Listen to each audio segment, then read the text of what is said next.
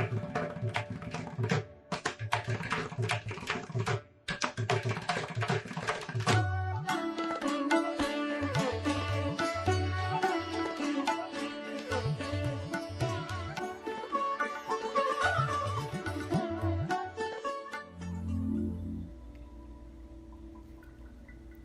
शांति।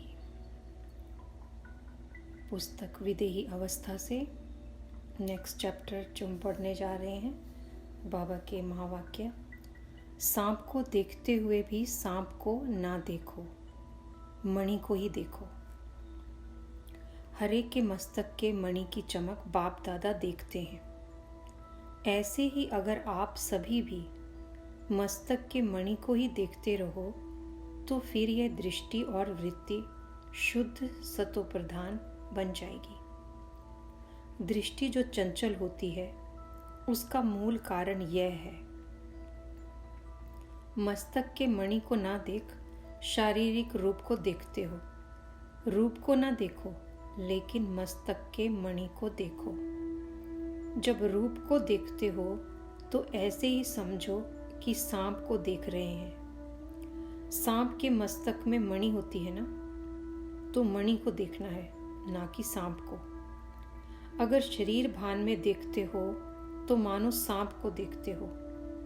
सांप को देखा और सांप ने काटा। सांप तो अपना कार्य करेगा। सांप में विष भी होता है।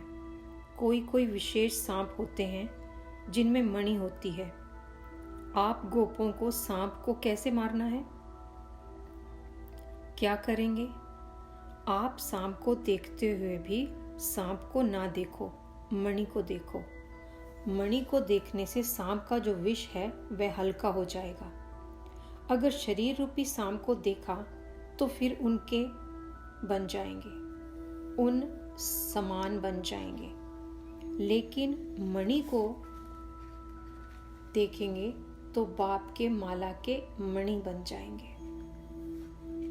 आगे बाबा कहते हैं, इस लोक में रहते अलौकिक कहाँ तक बने हो यह चेक करना है। इस अव्यक्ति पढ़ाई, इस अव्यक्त स्नेह और सहयोग की रिजल्ट चेक की। इस अव्यक्त स्नेह और सहयोग का 21 मास का पेपर क्या है? चेकिंग की। चेकिंग करने के बाद ही अपने ऊपर अधिक अटेंशन रखते हैं। तो आज के दिन स्वयं ही अपना पेपर चेक करना है। व्यक्त भाव से अव्यक्त भाव में कहाँ तक आगे बढ़ी है तो अपने चलन में भी अलौकिक होंगे। अव्यक्ति स्थिति की प्रैक्टिकल परख क्या है? अलौकिक चलन। इस लोक में रहते अलौकिक कहाँ तक बने हो यह चेक करना है। आगे बाबा कहते हैं, बुद्धि की लाइन क्लियर हो। 1 सेकंड में आवाज में आना, 1 सेकंड में आवाज से परे जो जाना, ऐसा अभ्यास इस वर्तमान समय में बहुत आवश्यक है। वह समय भी आएगा जैसे जैसे अव्यक्त स्थिति में स्थित होते जाएंगे वैसे वैसे नैनों के इशारे से किसके मन के भाव को जान जाएंगे। कोई से बोलने व सुनने की आवश्यकता नहीं होगी। ऐसा समय अब आने वाला है जैसे बाप दादा के सामने जब आते हो तो बिना सुनाए हुए भी आप सभी के मन के संकल्प, मन के भावों को जान लेते हैं। जैसे बाप दादा के सामने जब आते हो तो बिना सुनाए हुए भी आप सभी के मन के संकल्प, मन के भावों को जान लेते हैं। वैसे ही आप बच्चों को भी यही अंतिम कोर्स पढ़ना है। जैसे मुख की भाषा कही जाती है वैसे ही फिर रूहों की रिहान होती है, जिसे रूह रूहान कहते हैं। तो रूह भी रूह से बातें करती है, लेकिन कैसे? क्या रूहों की बातें मुख से होती हैं? जैसे जैसे रूहानी स्थिति में स्थित होते जाएंगे वैसे वैसे रूह रूह की बात को ऐसे ही सहज और स्पष्ट जान लेंगे जैसे इस दुनिया में मुख द्वारा वर्णन करने से 1-2 के भाव को जानते हो। तो इसके लिए किस बात की धारणा की आवश्यकता है? विशेष इस बात की आवश्यकता है, जो सदैव बुद्धि की लाइन क्लियर हो। कोई भी अपने बुद्धि में व मन में डिस्टर्बेंस होगा, वो लाइन क्लियर ना होगी तो एक दो के संकल्प और भाव को जान नहीं सकेंगे। लाइन क्लियर ना होने के कारण अपने संकल्पों की मिक्सचरिटी हो सकती है। बुद्धि में भी कोई भी किसी प्रकार का विघ्न तो नहीं सताता। अटूट, अटल, अथक, ये तीनों ही बातें जीवन में हैं। कौन सी? अटूट, अटल, अथक, ये तीनों ही बातें जीवन में हैं। अगर इन तीनों में से एक बात भी कमी है तो समझना चाहिए कि बुद्धि की लाइन क्लियर नहीं है। जब बुद्धि की लाइन क्लियर हो जाएगी तो उसकी स्थिति स्मृति क्या होगी? जितनी जितनी बुद्धि की लाइन अर्थात पुरुषार्थ की लाइन क्लियर होगी, उतना उतना क्या स्मृति में रहेगी? कोई भी बात में उनके सामने भविष्य ऐसा ही स्पष्ट होगा जैसे वर्तमान स्पष्ट होता है। उनके लिए वर्तमान और भविष्य एक समान हो जाएंगे। जैसे आजकल साइंसदानों ने कहां की बातों को इतना स्पष्ट दिखाया है जो दूर की चीज भी नजदीक नजर आती है। इसी रीति से जिनका पुरुषार्थ क्लियर होगा, उनको भविष्य की हर बात दूर होते भी नजदीक दिखाई पड़ेगी। जैसे आजकल टेलीविजन में देखते हैं तो सभी स्पष्ट दिखाई पड़ता है ना, तो उनकी बुद्धि, उनकी दृष्टि टेलीविजन की भांति सभी बातें स्पष्ट देखेंगे और जानेंगी, और कोई भी बात में पुरुषार्थ की मुश्किलात नहीं होगी। तो वह अनुभव, वह अंतिम स्थिति की परख अपने आप में देखो कि कहाँ तक अंतिम स्थिति के नज़दीक हैं। जैसे सूर्य अपने जब पूरे प्रकाश में आ जाता है तो हर चीज़ स्पष्ट देखने में आती है। जो अंधकार है, धुंध है, वह सभी खत्म हो जाता है। इसी रीति जब सर्वशक्तिवान ज्ञान सूर्य के साथ अटूट संबंध है तो अपने आप में भी ऐसे ही हर बात स्पष्ट देखने में आएगी, और चलते फिरते पुरुषार्थ में माया का अंधकार व धुंध आ जाता है। जो सत्य बात को छिपाने वाले हैं वह हट जाएंगे। आगे बाबा कहते हैं, इजी और अलर्ट रहो। जब चाहे तब शरीर का भान बिल्कुल छोड़कर अशरीरी बन जाना, और जब चाहो तब शरीर का आधार लेकर कर्म करना, यह अनुभव है। इस अनुभव को बढ़ाना है। बिल्कुल ऐसे ही अनुभव होगा जैसे कि स्थूल चोला अलग है और चोले को धारण करने वाली आत्मा अलग है। यह अनुभव ज़्यादा चाहिए। सदैव यही याद रखो कि अब गए कि गए। सिर्फ सर्विस के निमित्त शरीर का आधार लिया हुआ है, लेकिन जैसे ही सर्विस समाप्त हो वैसे ही अपने को एकदम हल्का कर सकते हैं। जैसे आप लोग कहाँ भी ड्यूटी की ड्रेस बदलकर घर की ड्रेस पहन लेते हो, वैसे ही सर्विस प्रति ये शरीर रूपी वस्त्र का आधार लिया, फिर सर्विस समाप्त हुई और इन वस्त्रों के बोझ से हल्के और न्यारे हो जाने का प्रयत्न करो। एक सेकंड में चोले से अलग कौन हो सकेंगे? अगर टाइटनेस होगी तो अलग हो नहीं सकेंगे। कोई भी चीज़ अगर चिपकी हुई होती है तो उसको खोलना मुश्किल होता है। हल्के होने से सहज ही अलग हो जाता है।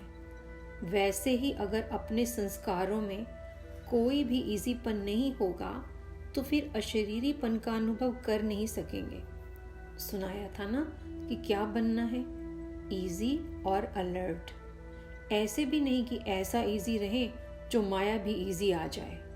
कोई समय इजी रहना पड़ता है, कोई समय अलर्ट रहना पड़ता है। अव्यक्त ही मुख्य सब्जेक्ट विषय है। व्यक्त में रहते कर्म करते भी अव्यक्त स्थिति रहे, इस सब्जेक्ट में पास होना है। अपने बुद्धि की लाइन को क्लियर रखना है। जब रास्ता क्लियर होता है तो जल्दी जल्दी दौड़कर मंजिल पर पहुंचना होता है। पुरुषार्थ की लाइन में कोई रुकावट हो तो उसकी उसको मिटाकर लाइन क्लियर करना, इस साधन से ही अव्यक्त स्थिति की प्राप्ति होती है। आगे बाबा कहते हैं, मिटना कम तो मिलना भी कम। अव्यक्त स्थिति का अनुभव होता है, 1 सेकंड भी अव्यक्त स्थिति का अनुभव होता है तो उसका असर काफी समय तक रहता है। अव्यक्त स्थिति का अनुभव पावर होता है। जितना हो सके उतना अपना समय व्यक्त भाव से हटाकर अव्यक्त स्थिति में रहना है। अव्यक्त स्थिति से सर्व संकल्प सिद्ध हो जाते हैं। इसमें मेहनत कम और प्राप्ति अधिक होती है, और व्यक्त स्थिति में स्थित होकर पुरुषार्थ करने में मेहनत अधिक और प्राप्ति कम होती है। फिर चलते चलते उलझन और निराशा आती है। इसलिए अव्यक्त स्थिति से सर्व प्राप्ति का अनुभव बढ़ाओ। अव्यक्त मूर्त को सामने देख समान बनने का प्रयत्न करना है। जैसे बाप वैसे बच्चे। यह स्लोगन याद रखो। अंतर को अंतर्मुख होकर मिटाना है। अंतर मानी डिफरेंस को, अंतर को अंतर्मुख होकर मिटाना है। बाप कब निराश होते हैं, परिस्थिति से घबराते हैं, तो बच्चे फिर क्यों घबराते हैं? ज़्यादा परिस्थितियों को सामना करने का साकार सबूत भी देखा, कभी उनका घबराहट का रूप देखा? सुनाया था ना कि सदैव यह याद रखो कि स्नेह में संपूर्ण होना है। कोई मुश्किल नहीं है। स्नेही को सुध बुध रहती है।